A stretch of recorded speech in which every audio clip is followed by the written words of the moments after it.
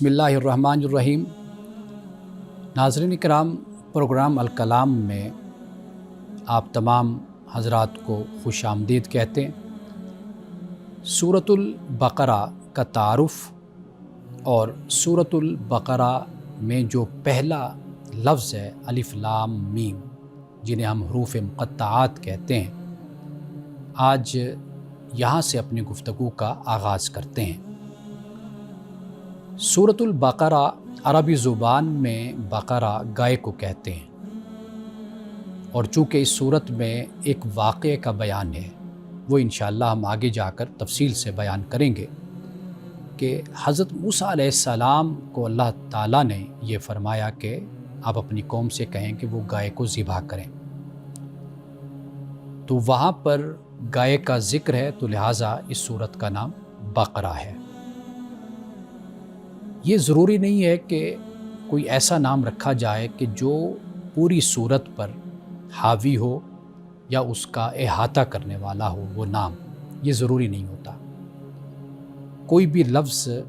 नाम रखा जा सकता है, बेशक वो लफ्ज़ अहम भी हो सकता है, वो लफ्ज़ अहम ना भी हो, फिर भी नाम दिया जा सकता है। आप देखते हैं कि एक बहुत बड़ा इलाका होता है, उस इलाके में एक छोटी सी जगह होती है या कोई एक शख्स होता है, वो इलाका उसकी वजह से मशहूर होता है। सिर्फ़ उस एक वाक़े की वजह से, एक शख्स की वजह से या उस एक जगह की वजह से वो पूरा इलाका मशहूर होता है। तो लिहाजा नाम ज़रूरी नहीं होता कि वो पूरी स्टोरी का, पूरे वाक़े का या पूरी सूरत का या पूरे इलाके का वो नाम पूरा अहाता करता हो। तो यही मामला है कि कुरान मजीद में जितनी सूरतें हैं, उन सूरतों के जो नाम हैं, तो लाजिम नहीं है कि वो नाम पूरी उस सूरत का अहाता करने वाला हो। लेकिन सूरतुल बक़रा का जो पहला, यानी जिन्हें हम हरूफ़ मुक़त्तआत कहते हैं, अलिफ लाम मीम, कहा जाता है कि ये भी इस सूरत का नाम है। कुरान मजीद में बहुत सी सूरतें हैं कि हम देखते हैं कि उनका जो पहला लफ्ज़ है वो हरूफ़ मुक़त्तआत हैं, वही उनका नाम बन जाता है, जैसे यासीन है। तो लिहाजा अलिफ लाम मीम जो हरूफ़ मुक़त्तआत में से हैं, ये भी सूरतुल बक़रा का नाम है। सूरतुल बक़रा ये एक मदनी सूरत है, और इसमें अल्लाह सुब्हानहु व तआला ने दो कौमों का ख़ास तौर पर ज़िक्र किया है, जो सूरतुल फ़ातिहा में भी जिनका ज़िक्र है, यानी एक नसारा और दूसरे यहूदी। इनकी तारीख़ को, इनके वाक़यात को, इनकी बाहमी जो चपकलश है, दुश्मनी है और अदावत है, उसको सूरतुल बक़रा में बयान किया गया है। और ये भी बताया गया है कि अल्लाह सुब्हानहु व तआला ने इन कौमों को माज़ूल करके दुनिया की क़ियादत से, दुनिया की सियादत से, इमामत से, ये क़ियादत अल्लाह ने उम्मत मुस्लिमा को दी है। यानी रसूलुल्लाह सल्लल्लाहु अलैहि वसल्लम ने अपने सहाबा इकराम रिदवानुल्लाहि तआला अलैहिम अजमईन की जो तरबियत की, जो तालीम की, और जो उनको हालात और ज़माने के मुताबिक जो उनको तैयार किया, तो अल्लाह सुब्हानहु व तआला ने दूसरे पारे में इसको फिर बयान किया है।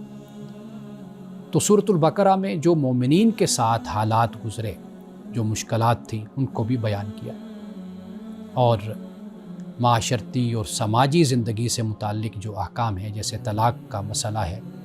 जैसे हैज़ के मसाइल हैं, इसके अलावा इन्फ़ाक़ के हवाले से बहुत से ऐसे मसाइल जो सूरतुल बक़रा में बयान किए गए, बल्कि हलाल व हराम और सूद और रिबा के हवाले से भी सूरतुल बक़रा में ही बयान किया गया है। ये कुरान मजीद की तवील तरीन सूरत है। अल्लाह सुब्हानहु व तआला ने सूरतुल फ़ातिहा के बाद यानी सूरतुल बक़रा को इस तरतीब में रखा है। रसूलुल्लाह सल्लल्लाहु अलैहि वसल्लम ने अल्लाह के हुक्म से ये तरतीब रखी, जिसे हम तौक़ीफ़ी तरतीब कहते हैं। आप देखिए, सूरतुल फ़ातिहा में बंदा दुआ करता है कि इहदिनस सिरातल मुस्तकीम, कि हमें सीधी राह पे चला। तो इहदिनस सिरातल मुस्तकीम, ادھر دعا کرتا ہے، ادھر اللہ سبحانہ و تعالیٰ سورۃ البقرہ میں اس کا جواب بھی دیتا ہے کہ ھدی للمتقین، کہ یہ کتاب ہدایت ہے متقین کے لیے۔ تو ادھر بندے کا سوال ہے، بندے کی درخواست ہے، بندے کی گزارش ہے، اور ادھر اللہ کی طرف سے بندے کو جواب دیا جاتا ہے۔ اب آئیے ناظرین کرام، حروف مقطعات پہ ذرا تفصیل کے ساتھ ہم بات کرتے ہیں، اس لیے کہ علماء کرام، مفسرین کرام نے جو بھی 1400 سال میں، 1500 سال میں جو اپنی تفاسیر میں لکھا ہے، اس کا ایک جائزہ میں آپ کے سامنے پیش کر دیتا ہوں۔ یہ آپ کے لیے دلچسپی کا باعث بھی ہے اور ایک علم کا ایک ذریعہ بھی ہے کہ آپ دیکھیے کہ اللہ سبحانہ و تعالیٰ نے جیسے اس کائنات میں کوئی چیز بھی فضول پیدا نہیں فرمائی، اضافی پیدا نہیں فرمائی، اسی طرح قرآن مجید کا ہر حرف، ہر لفظ اپنی جگہ پر ضروری ہے، اور جہاں جو موجود ہے جب انسان پڑھتا ہے، تلاوت کرتا ہے، تو وہ اس کا مقام بالکل پرفیکٹ اور مکمل وہ مقام اس کا نظر آتا ہے۔ حروف مقطعات کے بارے میں 29 سورتوں میں کی ابتدا میں یہ الفاظ آئے ہیں جنہیں ہم حروف مقطعات کہتے ہیں۔ پہلے تو میں آپ کو یہ بتا دوں کہ ہم ان کو مقطعات کیوں کہتے ہیں۔ قطع کا مطلب ہوتا ہے کاٹنا، تقطیع، تو مقطعات وہ حروف جو علیحدہ علیحدہ کٹ کر آئے ہوئے ہیں، یعنی مثال کے طور پر اگر 2-3 حروف کٹھے ہو جائیں تو ہم ان کو جوڑ لیا کرتے ہیں۔ کوئی بھی لفظ ہے عربی زبان میں آپ دیکھ لیجئے کہ ہم جب وہ 3 حروف لیٹرز کو ہم جوڑتے ہیں تو ایک لفظ بن جاتا ہے، 2 ہے، 3 ہے، 4 ہیں، تو وہ ایک لفظ بن جاتا ہے، اس کا ایک معنی اور ایک مفہوم اس کا ہوتا ہے۔ تو لیکن آپ یہ دیکھیے کہ یہ 3 حروف کٹھے ہیں لیکن یہ حروف مقطعات کہلاتے ہیں۔ جو سورۃ البقرہ میں ہے الف لام میم، اسی طرح اور 5 سورتیں بھی ہیں کہ جہاں شروع میں الف لام میم آیا ہے، جیسے العنکبوت ہے، الروم ہے، سورۃ لقمان ہے، سجدہ ہے، آل عمران ہے، ان تمام سورتوں کے شروع میں بھی الف لام میم آیا ہے۔ اور یہ بھی اگر الف لام میم کو ہم سورت کا نام خیال کریں تو عرب میں یہ طریقہ تھا کہ وہ یعنی اپنے ان کے بچے ہوتے تھے، ان بچوں کا بھی سیم ایک نام رکھا کرتے تھے۔ یہ الگ بات کہ اس کو اول، ثانی، ثالث، رابع، خامس، یہ اس طرح نام ہو جاتے تھے، یعنی ایک نام جیسے سلیمان ہے، اس نام کے کئی، یعنی ایک ہی گھر میں ایک ہی باپ کے 3 بچے ہیں، 4 ہیں، 2 ہیں، تو ان سب کا ایک ہی نام ہوا کرتا تھا۔ تو لہٰذا یہ کوئی ایسی حیرانی کی بات نہیں ہے کہ اگر ہم یہ کہیں کہ ان صورتوں کے شروع میں جو ایک ہی حروف آئے ہیں، حروف مقطعات الف لام میم، تو یہ ان صورتوں کے شروع میں کیوں آئے ہیں، تو کیا یہ ان کا نام ہے یا نہیں ہے؟ تو ان کے نام یہ ہو سکتا ہے، کوئی ایسا مسئلہ نہیں ہے۔ دوسری بات یہ ہے کہ وجہ کیا ہے کہ حروف مقطعات کو شروع میں لانے کا، اس میں بڑی حکمت کی بات ہے۔ وہ حکمت کی بات یہ ہے کہ اللہ سبحانہ و تعالیٰ حروف مقطعات کو 29 سورتوں کی ابتدا میں لایا ہے۔ یہ میسج دیتا ہے، یہ پیغام دیتا ہے کہ یہ جو قرآن میں نے بنایا ہے نا، یہ جو قرآن میں نے نازل کیا ہے، یہ انہی حروف سے بنا ہوا ہے، جیسے الف لام میم ہے، جیسے ہا میم ہے، جیسے عین سین قاف ہے، کاف ہا یا عین صاد ہے، اسی طرح کے حروف ہی ہیں یہ۔ کیوں؟ اللہ یہ فرما رہا ہے کہ یہ چیلنج ہے تمہارے لیے کہ تم بھی اسی طرح کتاب بنا کر پھر لے آؤ۔ 1500 سال ہو گئے، حروف وہی ہے، کوئی نئی چیز تخلیق نہیں کرنی، تمہارے اندر ہی یہ الفاظ بھی استعمال ہوتے ہیں، یہی الف ہے، یہی با ہے، یہی تا ہے، یہی سا ہے، یہی جیم ہا خا، یہ وہی حروف ہیں جو تم بھی استعمال کرتے ہو، اسی سے تم بھی گفتگو کرتے ہو، اسی سے تم الفاظ بھی بناتے ہو، انہی سے تم جملے بھی بناتے ہو، انہی سے تم پیراگراف بھی بناتے ہو، انہی سے تم مضمون بھی لکھتے ہو، شاعری بھی کرتے ہو، سارا کچھ کرتے ہو۔ تو لہٰذا تم اگر بنا سکتے ہو تو پھر بنا کر لاؤ۔ یہ چیلنج ہے جو در حقیقت حروف مقطعات کی صورت میں اللہ سبحانہ و تعالیٰ نے چیلنج ان کے سامنے رکھا ہے، نہ عرب کے لوگ جواب دے سکے اور نہ اب تک جو بہت تعلیم یافتہ لوگ ہیں جن کو بڑے اعتراضات ہوتے ہیں قرآن پر، اسلام پر، دین پر، ان کے پاس بھی اس کا کوئی جواب نہیں ہے۔ اور اس کا جو دوسرا مطلب سمجھ آتا ہے حروف مقطعات کا، وہ یہ ہے کہ جو سننے والا اس کو چونکانا مقصود ہے، اس کی توجہ مرکوز کروانا، جسے ہم کہتے ہیں کہ یہ اورل ریسیٹیشن ٹریڈیشن ہے، یہ یعنی زبانی تلاوت کرنا، یہ ایک روایت جو مسلمانوں میں رائج ہے۔ اس کا مقصد کیا ہے کہ جو سننے والا ہے وہ چونک جائے، وہ اس کی توجہ حاصل کی جائے، کہ جب آپ کہیں گے الف لام میم تو وہ غور کرے گا کہ یہ کیا الفاظ ہیں۔ جب وہ توجہ کرے گا اور ایکٹیو ہوگا تو اس کے بعد پھر آپ کہیں گے کہ ذالک الکتاب لا ریب فیہ، اب وہ اگلا جملہ اس کے ذہن میں آئے گا، وہ سنے گا کہ اچھا یہ قرآن کا آغاز ان الفاظ سے ہو رہا ہے، سورت کا آغاز ان الفاظ سے ہو رہا ہے، تو گویا کہ وہ ایکٹیو ہو کر آپ کی بات کو، آپ کی تلاوت کو وہ سنے گا، قرآن پاک کو وہ سنے گا۔ تیسری بات حروف مقطعات کے حوالے سے جو میں نے پہلے بھی بیان کی ہے، وہ یہ ہے کہ یہ جیسے سورت کا نام ہے، جیسے میں نے بتایا کہ طٰہٰ سورت ہے، یاسین ہے، سورت نون ہے، قاف ہے، اسی طرح بہت سی صورتیں ہیں کہ حروف مقطعات پر ہی ان کے نام ہے، اور یہ بھی سورۃ البقرہ بھی اسی طرح ایک نام ہے۔ امام رازی کی تفسیر کبیر، اس میں انہوں نے حروف مقطعات پر بڑی تفصیل کے ساتھ گفتگو کی ہے، بڑی تفصیل کے ساتھ، تقریباً کوئی 23 سے 24 پوائنٹس نکات انہوں نے بیان کیے، لیکن میں وہیں سے ایک عبارت آپ کے سامنے رکھتا ہوں کہ امام رازی کہتے ہیں کہ یہ جو اسماء ہیں ان میں سے بعض ایسے ہیں جو اللہ کے جو اسم ذاتی ہے اس پر دلالت کرتے ہیں، یہ بعض ایسے ہیں کہ جو اللہ تعالیٰ کی صفات پر دلالت کرتے ہیں۔ اور پھر وہ حضرت ابن عباس رضی اللہ تعالیٰ عنہما سے یہ قول نقل کرتے ہیں کہ یہ جو الف لام میم ہے، اس کا جو مطلب ہے وہ ہے ان اللہ اعلم۔ الف کا مطلب آنا،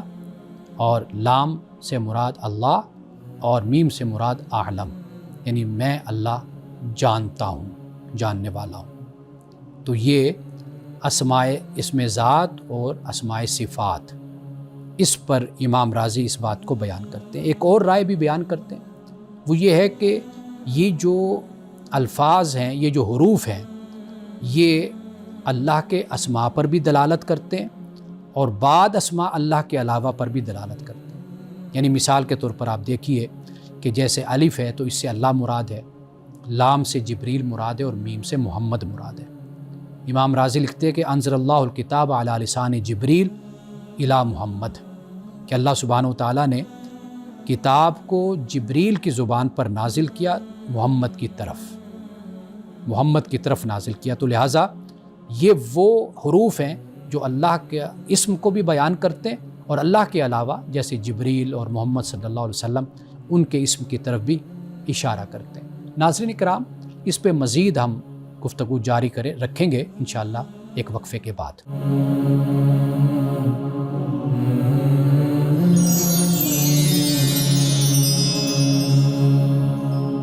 ایک مرتبہ پھر آپ کی خدمت میں حاضر ہیں، اور ہماری گفتگو کا موضوع ہے حروف مقطعات۔ آج ذرا ہم تفصیل کے ساتھ حروف مقطعات پہ بات کر رہے ہیں، اس لیے کہ جزوی طور پر تو ہمیشہ بات ہوتی رہتی ہے اس پر، اور آپ علماء کرام سے بھی سنتے رہتے ہیں، لیکن میں نے چاہا کہ ذرا تفصیل کے ساتھ میں اس پہ گفتگو کروں، جو مختلف آراء ہیں اور مختلف جو تحقیقات ہیں وہ میں آپ کے سامنے رکھوں، تاکہ ایک پورا تصور آپ پر واضح ہو جائے کہ حروف مقطعات کیا ہیں۔ اب اس کے بعد ہم دیکھتے ہیں کہ امام رازی کی تفسیر سے جو میں نے ایک حوالہ آپ کے سامنے رکھا، اب قتادہ کا یہ کہنا ہے، حضرت قتادہ کا، وہ کہتے ہیں کہ ہیا اسماء للقرآن کالفرقان والذکر، کہ یہ قرآن کے ناموں میں سے ایک نام ہے، الف لام میم، یعنی جتنے بھی یہ حروف مقطعات ہیں گویا کہ یہ قرآن کے نام ہیں۔ یہ ان کا نقطہ نظر ہے، انہوں نے اس کو بیان کیا ہے۔ اور یہ بھی کہا جاتا ہے کہ الف لام میم یہ مخفف ہے، یعنی اس کو جسے ایبریویشن ہم کہتے ہیں، یا شارٹ ہینڈ جیسے کہا جاتا ہے، یہ وہ انداز ہے اور یہ بھی عرب میں رائج تھا۔ اس کا ایک حوالہ مفسرین اکرام نے بیان کیا ہے، وہ یہ کہ قلنا لہا، ہم نے اسے کہا، قفی کہ ٹھہر جا، یعنی عورت سے کہا کہ تو ٹھہر جا، فقالت کاف، تو اس نے کہا کہ ٹھہر گئی۔ اب دیکھیں اس نے کاف بولا، اب کاف کا مطلب کیا ہے؟ وقفتو، یعنی میں ٹھہر گئی۔ اب اس نے پورا لفظ نہیں بولا، اس نے صرف قاف قرآن مجید میں بھی آیا نا، قاف والقرآن المجید، ایک لفظ صرف قاف آیا۔ تو یہ ایک لحاظ سے آپ کہہ لیجئے کہ جیسے عربی شاعری میں بھی، عرب کے ہاں بھی یہ طریقہ رائج تھا کہ وہ بات کو بڑا مخفف کر کے بولا کرتے تھے۔ کئی دفعہ ہمارے ہاں بھی بات کو ہم مختصر کر کے بیان کر دیتے ہیں، لیکن اس طرح کا طریقہ عرب کے ہاں زیادہ رائج تھا، یعنی وہ پورا صیغہ، پورا ٹینس بولنے کے، سینٹینس بولنے کے بجائے وہ صرف ایک لفظ، ایک حرف بول دیا کرتے تھے۔ تو یہ بھی ایک طریقہ ان کے ہاں رائج تھا۔ اب اس کے بعد ایک سوال ہمارے سامنے یہ رکھا جاتا ہے، اس کا جواب میں پہلے گفتگو میں میرا یہ جواب آ بھی گیا ہے، لیکن میں وہ سوال بیان کر دیتا ہوں۔ لوگوں کا کہنا ہے کہ بھئی جب آپ کہتے ہیں قرآن بالکل واضح کتاب ہے، تو پھر ان الفاظ کو کیوں بیان کیا گیا؟ الف لام میم یا ایسے حروف مقطعات کیوں آئے ہیں؟ اس کا سمپل اور سادہ جو جواب ہے وہ یہ ہے کہ جہاں قرآن نازل ہوا وہاں پہ ان الفاظ کے، ان حروف مقطعات کے نازل ہونے پر ان اہل زبان نے کبھی کوئی اعتراض نہیں کیا تھا۔ آپ جانتے ہیں جو قرآن مجید پڑھتے ہیں انہیں معلوم ہے کہ مشرکین ہوں، کفار ہوں، وہ ہمیشہ قرآن پر اعتراض کرتے تھے، نعوذ باللہ رسول اللہ صلی اللہ علیہ وسلم کا تمسخر اڑاتے، مذاق کرتے تھے، تضحیق کرتے، قرآن پاک پر اعتراض کرتے تھے، وہیں پر ان کا اعتراض ہوتا تھا۔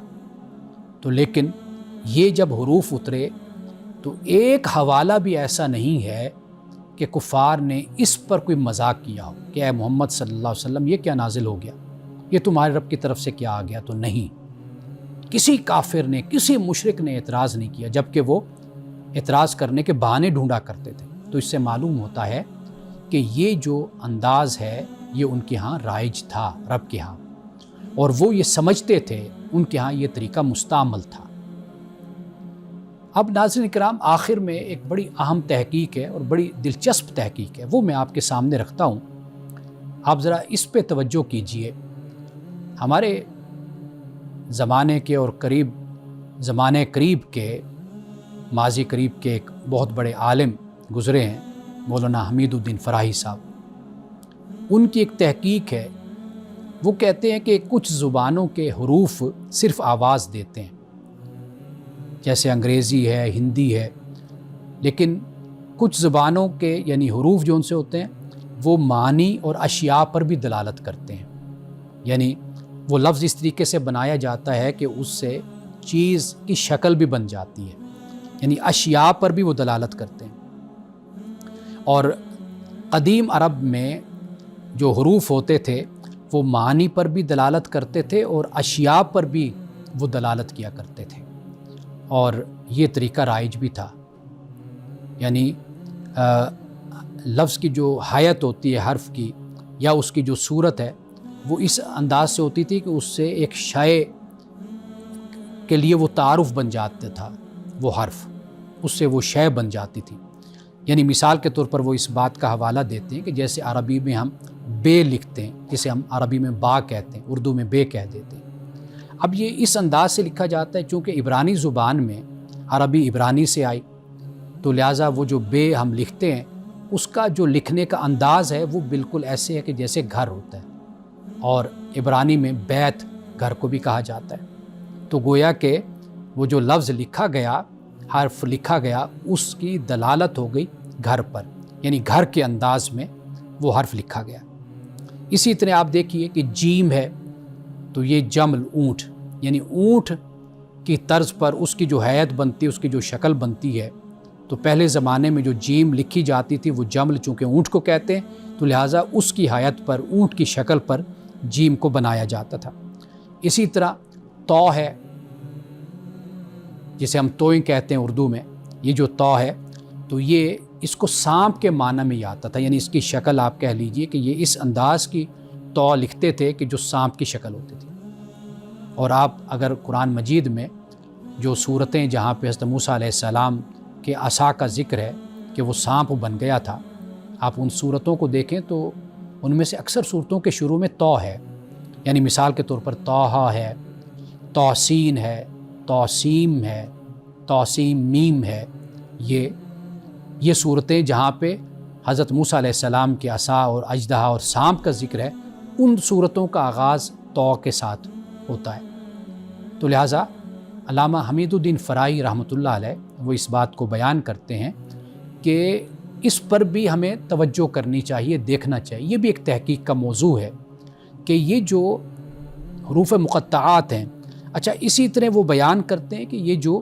الف لام میم کا جو حرف ہے، یہ الف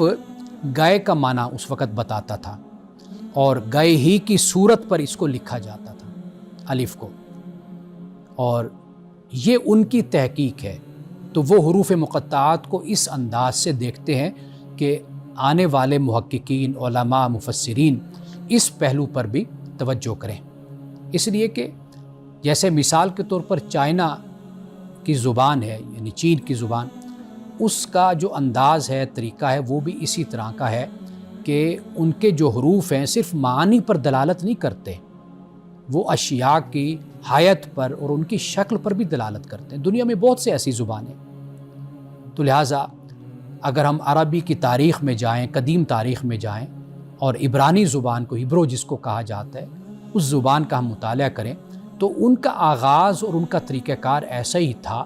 کہ وہ جو بھی حرف یا جو بھی لفظ بنتا تھا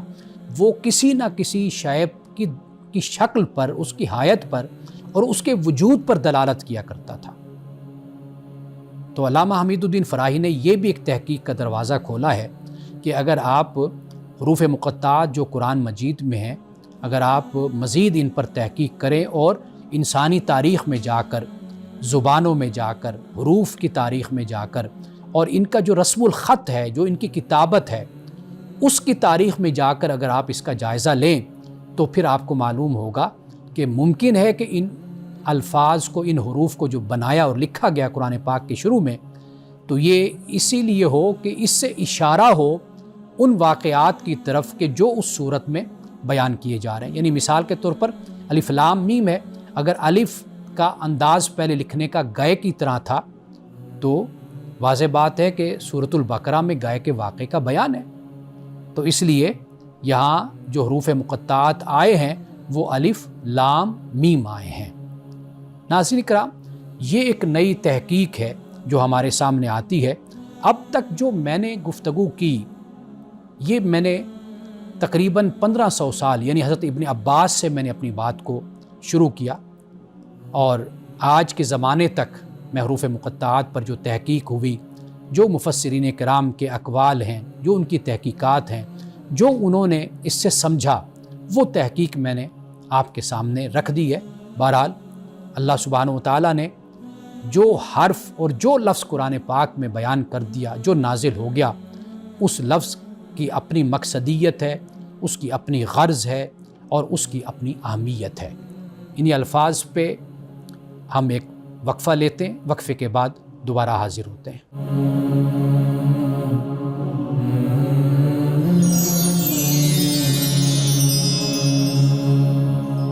وقفے کے بعد ایک مرتبہ پھر آپ کی خدمت میں حاضر ہیں، آپ کے سوالات کے ساتھ۔ ناظرین کرام، آپ کے چند بڑے دلچسپ سوالات ہیں جو ہمارے معاشرے اور سماج سے متعلق ہیں اور ہماری رسوم و رواج سے متعلق ہیں۔ ایک سوال ہے کہ ذاتوں کی حقیقت اور تاریخ کیا ہے، اور سوال کرنے والے نے یہ پوچھا ہے کہ کیا خدا نے بندوں میں کوئی تفریق پیدا کی ہے، کوئی ڈویژن کیا ہے بندوں میں۔ عرب کے معاشرے کو جب ہم دیکھتے ہیں جہاں پہ قرآن مجید کا نزول ہوا، چونکہ وہ قبائلی معاشرہ تھا، اور اس قبائلی معاشرے میں جس کے پاس طاقت ہوتی تھی، دولت ہوتی تھی، وسائل ہوتے تھے، اس کو برتر خیال کیا جاتا تھا، اور جو وسائل سے محروم قبیلہ ہوتا تھا یا جس کے پاس مذہبی حوالے سے، سیاسی حوالے سے کوئی اپنی شناخت، اپنا تعارف یا پس منظر نہیں ہوتا تھا، تو اس پر پھر بنیاد یہ ہوا کرتی تھی کہ یہ اس کو تفوق حاصل ہے، اس کو برتری حاصل ہے، اور اس قبیلے کو برتری حاصل نہیں ہے۔ لیکن قرآن مجید نے اس تفریق کو ختم کیا ہے۔ واضح طور پر اللہ سبحانہ و تعالیٰ نے یہ بیان کر دیا، یا ایھا الناس، اے لوگو، انا خلقناکم من ذکر و انثی، ہم نے تم کو پیدا کیا مرد اور عورت سے، وجعلناکم شعوبا و قبائل، اور ہم نے شعوب اور قبائل، یہ قومیں اور یہ قبائل ہم نے بنائے ہیں، کیوں بنائے؟ لتعارفوا، تاکہ تم ایک دوسرے کو پہچانو، یعنی میوچل ریکوگنیشن جس کو کہا جاتا ہے، فقط اس مقصد کے لیے بنایا۔ باقی جو یہ تفریق پیدا کی جاتی ہے یا تفاخر، جسے پرائیڈ کہتے ہیں، فخر، اس کا اسلام میں کوئی تصور نہیں ہے۔ قرآن اس کو بیان کرتا ہے، یہ صرف ایک پہچان ہے، یعنی پتہ چل جائے کہ اس کا تعلق فلاں قبیلے سے ہے، اس کا تعلق فلاں قبیلے سے، اس کا باپ فلاں ہے، اس کا دادا فلاں تھا، بس اس حد تک پتہ چل جائے۔ یہ ایک پہچان، انسان اس کی ضرورت محسوس بھی کرتا ہے، معاشرتی سطح پہ، سماجی سطح پہ، بہت سے مقامات پر اس پہچان کی ضرورت بھی ہوتی ہے۔ تو لہٰذا قرآن مجید نے اس حد تک اس کو بیان کیا ہے، خدا کے ہاں بندوں میں کوئی فرق نہیں ہے۔ اور اسی مقام پر جو ناظرین کرام ابھی میں نے آپ کے سامنے پڑھا نا، اس میں فرمایا ان اکرمکم عند اللہ اتقاکم، بے شک تم میں سے زیادہ عزت والا اللہ کے نزدیک وہ ہے جو تم میں سے زیادہ پرہیزگار ہے۔ یعنی یہاں پر متقی سے مراد کیا ہے؟ کہ جو اللہ کے قوانین اور احکام کی شرم کرنے والا ہے، اس کی پابندی کرنے والا ہے، ان کا خیال کرنے والا ہے۔ تو اللہ کا تو یہ دیا ہوا معیار ہے۔ باقی یہ جو ذات پات ہیں، یہ ہم کئی دفعہ اپنے ماحول سے بھی لیتے ہیں اور اپنے آس پاس کی اقوام سے بھی لیتے ہیں۔ جس طرح انہوں نے کچھ اچھی باتیں ہم سے لیں، کچھ بری باتیں لیں، اسی طرح ہم نے بھی ان سے کوئی اچھی بات لے لی، کوئی بری بات لے لی۔ تو یہ جو ذات پات کا تصور ہے، اس کا اسلام سے کوئی تعلق نہیں۔ یہ بر صغیر میں یہ ایک مرض کہہ لیجئے، بیماری ہے کہ ہم فلاں سید ہے، فلاں غیر سید ہے، فلاں اس ذات کا ہے، فلاں اس ذات کا ہے۔ میں نے قرآن مجید آپ کے سامنے پڑھا ہے، رسول اللہ صلی اللہ علیہ وسلم کی ایک حدیث نہیں بلکہ دنیا سے جاتے ہوئے خطبہ حجۃ الوداع کو آپ دیکھ لیجئے کہ رسول اللہ نے فرمایا کسی عربی کو عجمی پر، کسی عجمی کو عربی پر کوئی فضیلت حاصل نہیں ہے، کسی گورے کو کالے پر، کسی گورے کو کالے پر، کسی کالے کو گورے پر کوئی فضیلت حاصل نہیں ہے۔ تو لہٰذا اسلام آیا اسی لیے تھا کہ یہ جو انسانوں نے اپنے بنائے ہوئے معیار جو فضیلت کے بنا رکھے ہیں، برتری کے، اسلام ان معیاروں کو ختم کرنے آیا تھا۔ رسول اللہ نے صلی اللہ علیہ وسلم نے فرمایا کہ جہالت کے تمہارے یہ سارے روایات یہ آج میرے پاؤں کے نیچے، جوتوں کے نیچے، میں نے ان کو کچل کر، مسل کر رکھ دیا، ان کو پامال کر دیا ان کو۔ اسلام تو ہمیں یہ کہتا ہے، لیکن بدقسمتی ہے کہ ہم اسی طرح دوسروں کو اپنا غلام بناتے ہیں، محکوم بناتے ہیں، اپنی ذات کی بنیاد پر، اپنی پات کی بنیاد پر، اور اسی طرح اپنی شخصیت کی بنیاد پر اور اپنے خاندان اور برادری کی بنیاد پر دوسروں کو غلام بناتے ہیں۔ اسلام میں ہرگز اس کا کوئی تصور، نہ کوئی ڈویژن کا تصور ہے، نہ پرائیڈ کا تصور ہے۔ ہاں، جیسے میں نے آپ کو بتایا کہ یہ صرف اور صرف میوچل ریکوگنیشن ہے، بس ہم ایک دوسرے کو پہچانتے ہیں کہ میرا تعلق فلاں خاندان سے ہے، فلاں قبیلے سے ہے، بس اتنی اس حد تک ہے، باقی کچھ نہیں۔ یہ جو ذاتیں بن گئی، یہ پیشے ہوا کرتے تھے، اور ان پیشوں سے پھر یہ چیز ارتقائی عمل سے گزرتے گزرتے پھر یہ ذاتیں بن گئیں۔ تو لہٰذا ایسی باتوں سے پرہیز کرنا چاہیے، خاص طور پر مسلمانوں کو۔ اللہ کے ہاں علم، تقوی، کردار، اخلاق، یہ ہے اصل عزت کا، یہ معیار ہے، باقی کوئی معیار نہیں ہے۔ ایک سوال بڑا اہم ہے کہ بیوی کے حقوق کیا ہیں؟ یہ ایک بہن کی طرف سے ہے سوال، اور وہ پوچھنا یہ چاہتی ہیں کہ بھئی شوہر ہے، خاوند ہے، تو اس کو بتایا جائے، اسے معلوم ہونا چاہیے کہ بھئی اس پر بیوی کے کچھ حقوق ہیں جو اس کی ذمہ داریاں، یعنی مثال کے طور پر ایک تو قرآن مجید نے بھی اس کو بیان کیا، وَآتُوا النِّسَاءَ صَدُقَاتِهِنَّ نِحْلَةً، کہ جو حق مہر ہے یہ مرد پر یہ ذمہ داری ہے، یہ فرض ہے کہ وہ اپنی عورت کا حق مہر ادا کرے۔ وہ جتنا بھی مقرر کیا جاتا ہے تو وہ جتنا بھی ہو وہ ادا کرنا اس پر لازم ہے۔ رسول اللہ نے ہرگز یعنی ایسے شخص کو کہ جو حق مہر باندھ تو دیتا ہے، بول تو دیتا ہے، لیکن نیت اس کی ہوتی ہے کہ کون ادا کرے گا، بھلا ادا کرنے کی نیت نہیں ہوتی، تو رسول اللہ نے اس کو وعید سنائی، اللہ کے عذاب کی، اللہ کی طرف سے سزا کی۔ اسی طرح نان نفقہ ہے، یہ بھی مرد کی ذمہ داری، چونکہ وہ کفیل ہے تو لہٰذا اس کی یہ ذمہ داری بن جاتی ہے۔ اور تیسرا جو ہے وہ ہے رہائش، سکنا جس کو کہتے ہیں، جہاں پہ عورت نے رہنا ہے۔ اس کو قرآن مجید نے غالباً سورۃ الطلاق میں بھی اس کو بیان کیا ہے۔ باقی بیوی کے حقوق کیا ہیں وہ وقفے کے بعد انشاءاللہ ہم اپنی گفتگو کو یہیں سے دوبارہ جوڑیں گے۔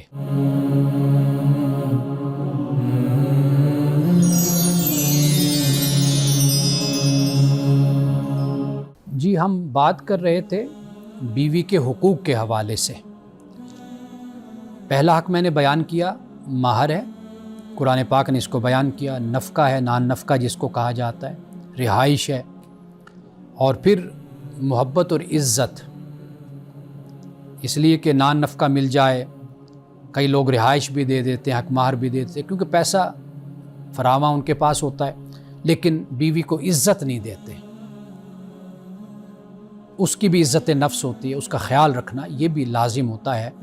کہ خاوند اپنی بیوی کی عزت کا خیال کرے،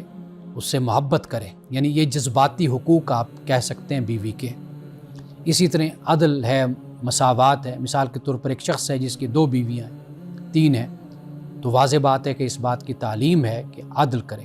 قرآن پاک نے اس کو بیان کیا ہے۔ قرآن نے یہاں تک کہا کہ جنگی حالات بھی ہوں، یعنی مردوں کی تعداد کم بھی ہو جائے، عورتوں کی تعداد بڑھ جائے، کچھ بھی ہو جائے،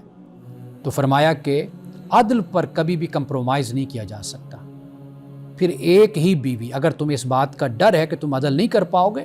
تو بے شک حالات جیسے بھی ہوں، جتنے بھی ایمرجنسی حالات ہوں، پھر بھی ایک ہی بیوی تم اپنے نکاح میں رکھو، اگر تمہیں ڈر ہے کہ تم عدل نہیں کر سکو۔ تو لہٰذا یہ بات پہلے نمبر پر ہے کہ عدل، انصاف، جسٹس یہ بنیادی بات ہے۔ اس کا جو شخص خیال کرے تو پھر وہ ایسے حالات میں کہ جب ضرورت وہ محسوس کرتا ہے، وہ فقہا نے بھی اس کو بیان کیا، علماء نے، اور ہمیں احادیث رسول صلی اللہ علیہ وسلم سے بھی اس کے حوالے ملتے ہیں، تو وہ حالات دوسرے ہیں۔ تو لہٰذا اس بات کا خیال رکھنا ضروری ہے۔ رسول اللہ نے فرمایا کہ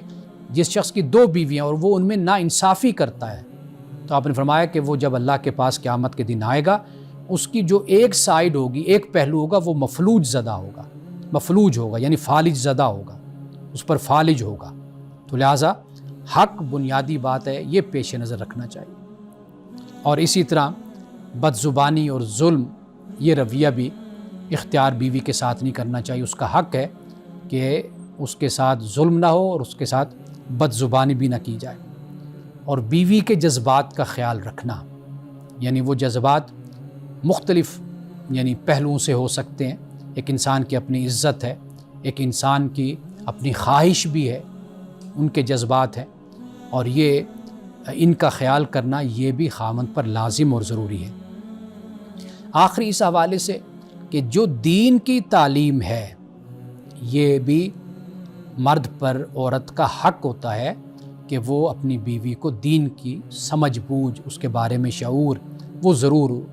اس کا اہتمام کرے۔ قوا انفسکم واہلیکم نارا، قرآن کہتا ہے کہ اپنے آپ کو آگ سے بچاؤ اور اپنے گھر والوں کو بھی آگ سے بچاؤ۔ ایک اور سوال جو بہت ہی دلچسپ ہے اور اس معاملے میں ہمارے معاشرے میں بہت زیادہ جسے کہتے ہیں کہ اعراض برتا جاتا ہے اور خیال یہ کیا جاتا ہے کہ شاید یہ مرد کی مردانگی کے خلاف ہے، وہ کیا ہے؟ وہ یہ کہ شوہر اپنی بیوی سے اظہار محبت کرتا ہے۔ تو یہ کیا یہ سنت نبوی سے ہمیں کوئی ایسا ثبوت ملتا ہے کہ خاوند اپنی بیوی سے اظہار محبت کرے؟ یعنی اس بارے میں نہ شرمائے، اور صرف زبان نہیں ہوتی، یعنی بہت سے طریقے ہیں جس سے انسان اپنی محبت کا اظہار کرتا ہے۔ اب دیکھیے، رسول اللہ صلی اللہ علیہ وسلم نے ایک صحابی کے سامنے یہ فرمایا، آپ نے فرمایا کہ مجھے سب سے زیادہ محبوب عائشہ ہے، یعنی میں عائشہ صدیقہ رضی اللہ تعالیٰ عنہا سے اپنے ازواج میں سب سے زیادہ محبت کرتا ہوں۔ یہ ایک صحابی کے سامنے رسول اللہ یہ فرما رہے ہیں۔ اور پھر اسی طرح حضرت عائشہ صدیقہ خود فرماتی ہیں، آپ فرماتی ہیں کہ رسول اللہ جس ہڈی سے گوشت لے کر کھاتے تھے، تناول فرماتے تھے،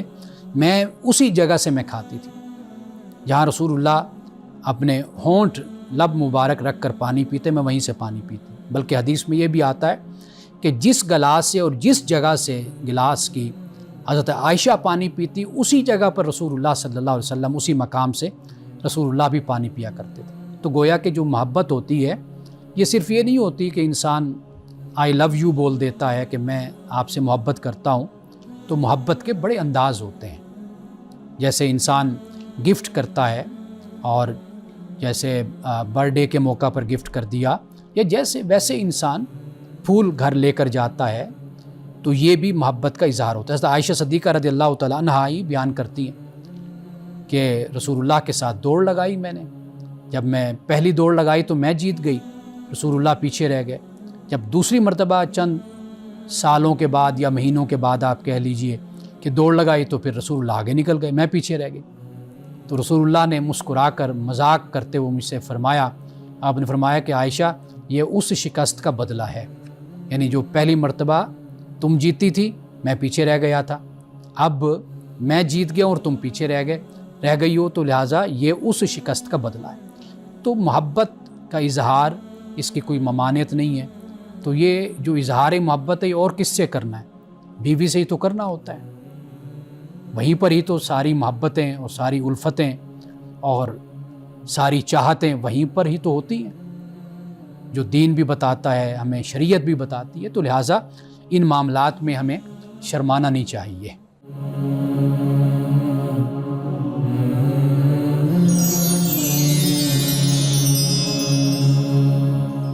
ایک چھوٹی سی حکمت کی بات ہے، وہ یہ ہے کہ اندھیروں کو کوسنے کے بجائے چراغ جلا دینا چاہیے۔ ہم جو ظلمتوں کا شکوہ کرتے ہیں، تاریکیوں کا شکوہ کرتے ہیں، اور ہم دوسروں پر تنقید بھی کرتے ہیں، حالات کا رونا بھی روتے ہیں، تو ہمیں حالات کو کوسنے کے بجائے، اندھیروں کو کوسنے کے بجائے ہمیں چاہیے کہ ہم اپنے حصے کی شمع جلا دیں، اور اسی شمع سے پھر روشنی آگے پھیلتی ہے اور لوگ اس سے فائدہ اٹھاتے ہیں۔ انہی الفاظ کے ساتھ اجازت دیجیے، انشاءاللہ کل پھر آپ کی خدمت میں دوبارہ حاضر ہوں گے۔ سورۃ البقرہ پہ آگے انشاءاللہ ہم گفتگو کریں گے۔